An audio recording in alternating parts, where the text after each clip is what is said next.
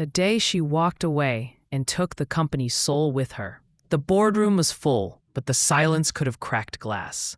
The monitors glowed blue, the air smelled of burnt coffee and ego. And right there, standing at the end of the long mahogany table, was Ava Monroe, the woman who built everything they had, not from privilege, not from luck, but from sleepless nights, from drive, from a heart that refused to quit.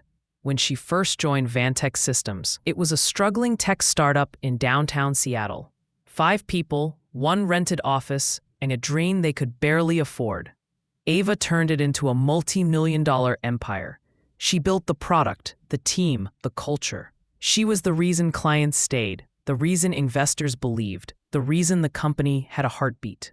But power attracts envy, and envy has a face.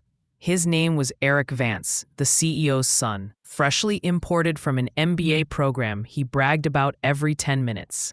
He smiled too much and listened too little.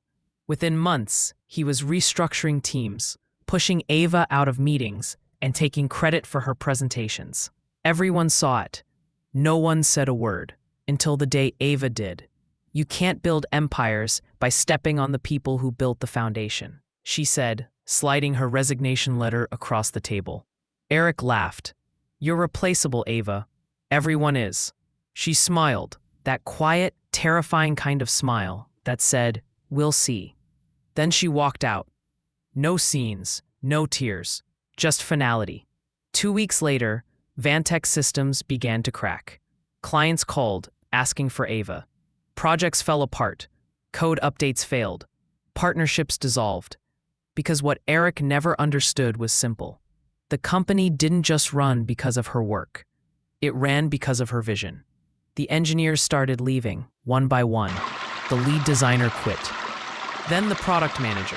Within 3 months, the office was half empty, and so were the accounts.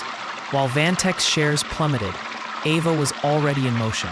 She'd been offered a position at Luminar Labs, Vantex's fiercest competitor, sleek, modern, run by people who valued brilliance over bloodline. They didn't just hire her, they handed her the keys. Chief Innovation Officer, full creative control, her own team, her own rules. Under Ava's leadership, Luminar Labs didn't just rise, it soared. They launched the product Vantex could never finish, won the contracts Vantex had lost, and took the market by storm. Within a year, Vantex Systems was gone, bankrupt, forgotten, its founder forced to sell the remains for scraps. And Eric Vance? No one even returned his calls. Meanwhile, Ava's name was on magazine covers, the woman who built the future. Investors called her the golden architect of innovation. The CEO of Luminar Labs, James Archer, wasn't just impressed, he was enchanted. He admired her brilliance first, and her courage even more. Late nights turned into long conversations. Partnership turned into friendship. Friendship turned into something undeniable. 2 years later, in a quiet garden surrounded by her team, her real team, Ava Monroe married James Archer. The vows were simple. "You believed in me when others tried to bury me. Now we build together." And they did. When reporters asked her years later if she ever regretted leaving Vantex, Ava only smiled and said, "Some companies collapse when one person leaves, not because they lost a worker, but because they lost their soul."